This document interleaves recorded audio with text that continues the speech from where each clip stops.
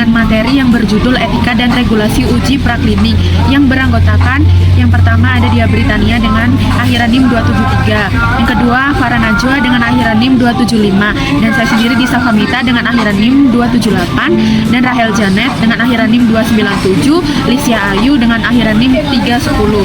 Baik, untuk materi dan kasusnya akan dijelaskan oleh rekan saya.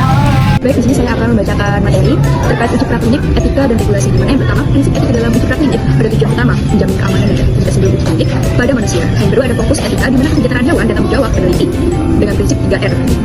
Selanjutnya ada replacement, di mana gunakan alternatif non hewan dalam memungkinkan atau kultur sel, model in silico.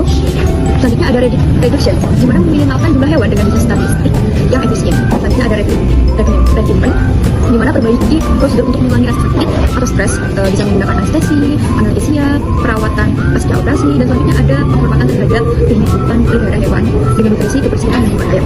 Hindari prosedur yang tidak perlu seperti juga pendidikan hewan. Patuan pada komit etika, proposal uji harus disetujui komit etika hewan setempat sebelum penelitian dimulai. Selanjutnya ada evaluasi meliputi etika, metode, dan kesejahteraan hewan. Yang kedua ada regulasi uji praklinik. Yang pertama ada pedoman internasional seperti DLP, menjamin mutu data dan reproduksibilitas hasil. Yang kedua ada ICH, di mana standarisasi global pengembangan obat. Selanjutnya ada OH atau OECD, menerapkan metode baku untuk toksikologi dan farmakogenetik. Yang kedua ada regulasi nasional Indonesia seperti BPOM mengatur dan menyetujui uji praklinik sebelum dilakukan. BP tentang penggunaan hewan uji menjamin etika dan kesejahteraan hewan. Dan itu ada dokumentasi dan laporan gimana semua hasil uji dicatat dan dilaporkan secara transparan. Selanjutnya ada sanksi pelanggaran, di mana pencabutan izin, penarikan publikasi, atau pencabutan hukum atas pelanggaran etika dan regulasi. Dan selanjutnya dan ketiga ada pertanyaan etika dan regulasi, di mana menjaga kepercayaan publik seperti menjamin transparansi dan tanggung jawab ilmiah, menjamin keamanan pasien seperti mencegah risiko efek toksik sebelum uji klinik, dan menegakkan kualitas ilmiah seperti data dapat percaya dan diambil oleh regulator global seperti BPOM, FA, dan IMA. Baik, selanjutnya di sini saya akan membacakan terkait kasus di mana Anda bekerja di sebuah perusahaan farmasi yang sedang mengembangkan obat baru untuk hipertensi. Nah, pada perusahaan tersebut berencana untuk melakukan uji praklinik menggunakan model hewan yaitu tikus. Namun sebelum memulai penelitian, perusahaan harus mengajukan proposal kepada komite etika hewan untuk mendapatkan persetujuan. Apa prinsip etika yang harus diterapkan dalam uji desain praklinik? Dalam uji praklinik obat antihipertensi pada hewan, desain penelitian harus berlandaskan prinsip 3R, replacement, reduction, dan juga refinement, yaitu mengganti penggunaan hewan bila tersedia metode alternatif yang setara, menggunakan jumlah minimal hewan dengan rancangan statistik valid, dan meminimalkan nyeri serta stres melalui teknik anestesi dan eutanasi yang manusiawi. Selain itu, peneliti harus kompeten dalam penanganan hewan dan menjamin kesejahteraan hewan melalui pemeliharaan sesuai standar internasional.